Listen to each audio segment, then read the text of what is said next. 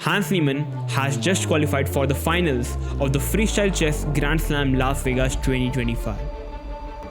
In case if you're new here, freestyle chess has been invented by Bobby Fischer in the past, where the pieces on the last rank are randomized. It is done in order to prevent anyone from preparing, get the complete creativity out on the board, no help of the engine, no preparation, nothing, just pure creativity. The player with the better skill set will win the game. It's the semi-final between Fabio versus Hans Niemann. Let the drama begin. So Hans is playing with the white pieces. The knight is on a1, rook b1, queen c1, king d1, bishop e1, rook f1, knight g1, and bishop h1. So Fabio started the game with a mistake, f4. It's a rapid time control, 10 minutes plus 10-second increment. The best way for white to continue the possession is to play the move c4. And the idea here is to play the move e3, d3, put the bishop on c3 on a very nice diagonal, push the pawn to b4, get the knight out to b3, get the knight out to f3, and simply castle up on the short side. And that's how white should continue the position. But instead, Fabio decides to go for a worse plan, which is f4. As you can't really get the help of the engine, you have 30 minutes with you to prepare. So we have f4, and now we have g6 by Hans Niemann. Simply trying to open up the bishop, which is a great idea. Black is already slightly better. As you can see, f4 is already a big mistake. We have bishop to f2 by Fabio. So Fabio's idea is to put the bishop on f2, attacking the pawn on a7. Hans Niemann is like, okay, fine, I'll just develop my knight. We have c4 by Fabio. His idea is to push the pawn, attacking the knight, and also putting some pressure on the pawn on a7. Hans Niemann is like, fine, I'll play d6. Just covering the square of c5, trying to open up my queen and trying to open up my bishop. And here, Fabio decides to play the move g3, trying to open up his another bishop. And after g3, we simply have the move knight to f6. Hans Niemann just once again decides to develop his another knight. We have the move h3. And now the question is, why h3? After knight to f6, black is already preparing knight g4, attacking the bishop and the pawn. You move the bishop, I'll simply capture the pawn. You push the pawn, I'll simply remove your bishop pair advantage, and I'm the one with the bishop pair, and I'm pretty happy. And for example, if you try to develop the knight, in case of knight g4, you can simply go back. But here, the point here is, after knight f3, black can simply play the move queen to h3, attacking the rook and putting some pressure on the pawn. White is already not so comfortable. If you move the rook, you can't really castle up on the king side. You anyways can't castle up because the f1 square is covered by the queen. So going back, that's the reason Fabio decides to play the move h3, trying to cover up the g4 square from the knight. And now we have the move bishop to d7. You see, after h3, Fabio must have already realizing that he's having a bad position. He's wasting time by pushing up his pawns, trying to open up the bishops, whereas Hans Niemann is just developing the pieces on each and every move. Bishop d7 simply attacks the pawn on h3. You are having no choice but to push the pawn to g4. If you try to play the move bishop g2, you are first of all wasting your time by moving the same piece twice, at protecting the pawn. But now black can simply castle up short, and I would love to play with the black pieces. All pieces are now developed. His king is much safe, whereas white's pieces are still lacking development. He has not really castled yet, and I would love to play with black. So we have the move g4 by white. Hans anyways castled. And now we have the move d3. Now many of the beginners would already get scared of castling up, even club level players. Why? Because white is already pushing up the pawns on the king side. But you see, if white ever tries to launch an attack on the king side, first of all, black has gotten four of his pieces to defend the king. And second, white has not really developed any of his pieces. His king is still in the center. White can't even think of attacking on the king side. And now we have the move d3 by white. Just trying to push. Finally a good move. And now we have the move h5 by Hans Niemann.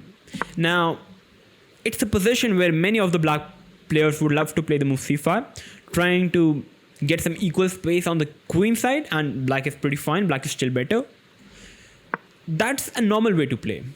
But h5 is a way which is a very aggressive way to play, and that's the best way actually. Finding the best move in such a position.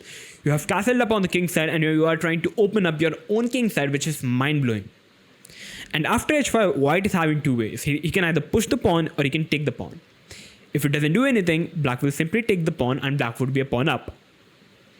if you try to capture the pawn on h5, which I believe should have been done in the game, after knight h5, it looks like white is having a bad pawn structure, which is very true.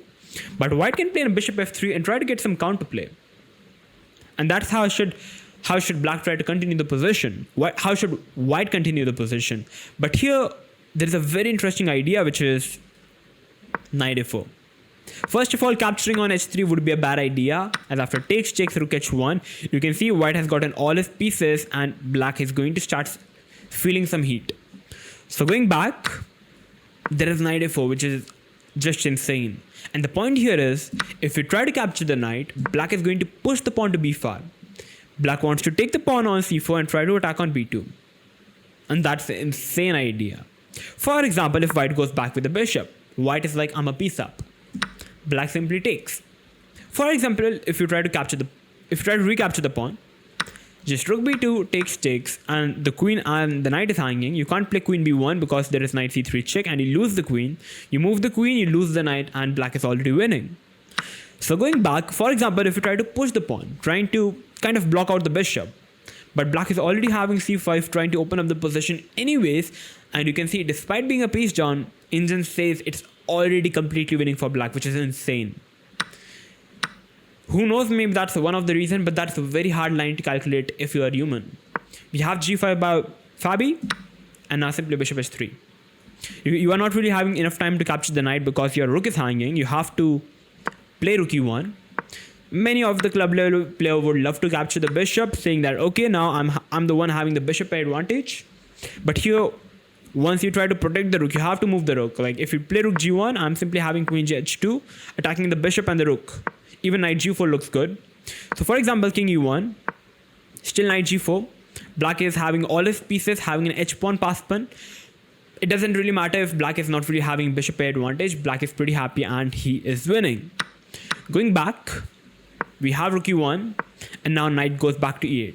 You see, what I like about Hans Niemann position here is black is not really committing anything in the position, whereas white has to commit each and every move because white chose a wrong opening.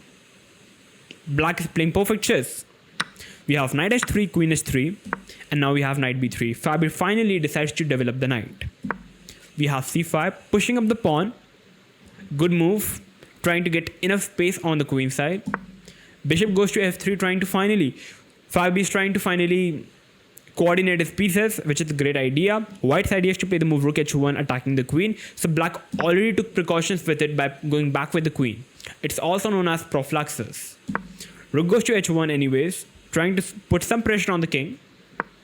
Knight goes to a4. And knight a4 is a move which is a great move in this position. And basically Hans Niemann is perfectly understanding the position. He wants to play the move b5, trying to open up on the queen side. His king is pretty safe on the king side. White can't really castle up on the king side as he has already moved the rook. It's a great idea to open up the position with b5. We have queen c2, a good move. Maybe the idea could be to push the pawn to d4, getting some queen in on the king side. And now we have a mistake by Hans Niemann, which is knight c7. Okay, I understand his idea, but he should have gone simply b5, which is a fine idea.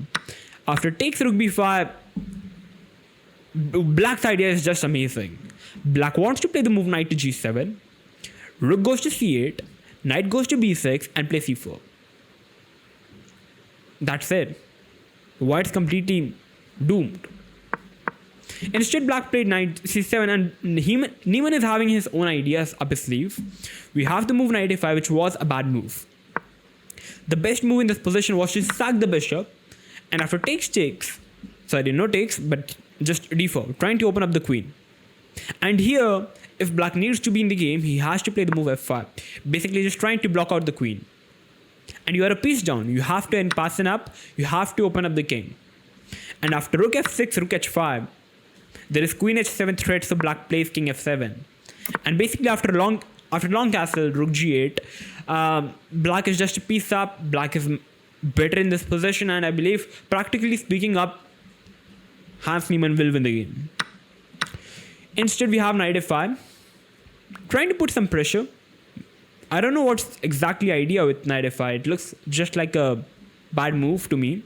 We have the move knight to e6, just protecting the pawn. e3 by white, because the f4 pawn was hanging. And now just rook c8. And you see, Hans Niemann was just having the same idea, but with a different move order. Rook goes to c8, and now king to e2, and now we have the move b5. Just opening up the position. And you see, black is just playing some perfect chess.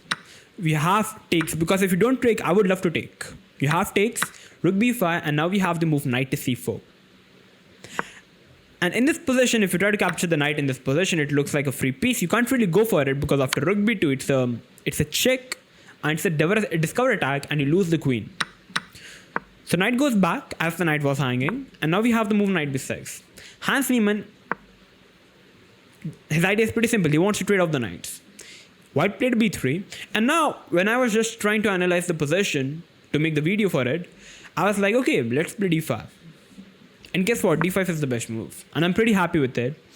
Just trying to open up the position. Black has gotten all his pieces into the game. The king is in the center, so it makes perfect sense to open up the center. Knight b6, rook b6, bishop goes to g3, and now we have knight to g7. And another thing which I like about Hans Niemann here is, Fabi is having 1 minute on his clock, Hans Niemann is having 6 minutes on his clock, and there are 2 pawn pushes which are very deadly for white. c4 and d4. Many of the club level players, or even many strong players, would many times push the pawn at the wrong time. Whereas Hans is just building the pressure, kind of irritating white, Caruana Fabiano, in order to calculate c4, d4 each and every move. King f1, knight goes to f5, just improving the pieces, attacking the pawn and the bishop. The bishop goes back, and now we have e5, opening up the position. Now there are too many breaks available in the position, so Fabi decides to take, bishop takes, and now we have queen e2. d4, e4. If you take, I would love to take with the bishop. White is doomed. White push, and now we have knight to g7. Now I was thinking when I was watching the game, knight e3 check, and this is still winning, but the pieces would get a bit reduced. So instead we have knight g7, just keeping maximum pieces on the board. Bishop goes back, rook goes to f8, another fantastic move in the position. f6, opening up the rook. Bishop goes to h3, queen goes to d6, rook g1, bishop f4, attacking the queen. Putting the queen over here, attacking the pawn. King g2, and not capturing the pawn with the queen, but just getting the knight in, capturing with the knight, getting all the pieces, and finally improving the king, just like Magnus do every time he plays chess. Rook c2, finally h4. You can't really take the pawn over here, because after rook h8, black would get all the pieces, and that's completely winning. Rook g4, bishop to e3, and now we have bishop h4. If you take the bishop, takes, black's completely winning. Like, even if you try to capture the pawn over here, you are simply losing the bishop. There is rook f2 is coming up, and that's game over. So we have bishop h4, rook h8, king g2, and Hans Niemann just gave up the exchange. And that's a brilliant move in the position, actually. Rook h4, knight to f3. Attacking the rook, and now you can't really play rook g4, that would be a mate. You have to play rook h3, controlling the square, but now just knight g5, rook goes to g3, knight goes to e6, threatening knight f4, attacking the queen and the king. So queen g4, rook f4, rook h4, you can't move the rook because the queen h2 would be a mate. So rook f2, and now you can even take the rook in this position, that's winning, but we have knight f4 by Hans. Rook f4, bishop f4, attacking the rook goes to h3, check first, king h1, trading off the rook, and now queen g3. It's a mate, you lose the bishop. Anyways, it's a force mate in 6, and that's game over. After queen g3, Caruana Fabiano decides to resign the game, and Hans Niemann is through to the finals. I would say Fabi played a wrong opening at the very start, and whereas Hans Niemann just played the most flexible moves available in the position, and that's the key reason. He was having multiple ways to continue the position in any position, and Fabiano Caruana just made the moves which were kind of made life easy for Hans Niemann to win the game, trying to make the move, just attacking the pieces, and That's it. But personally, I feel Hans Niemann played with a very huge accuracy, if I'm not wrong. And yeah, he's through to the finals. What are your thoughts about this? Make sure to tell me in the comments below. And I believe you guys must have enjoyed the analysis. If you did, make sure to like, share, and smash that subscribe button. And make sure to tell me in the comments below, what do you think, who will win the finals? Aronian or Hans Niemann? Thank you for watching, and bye bye.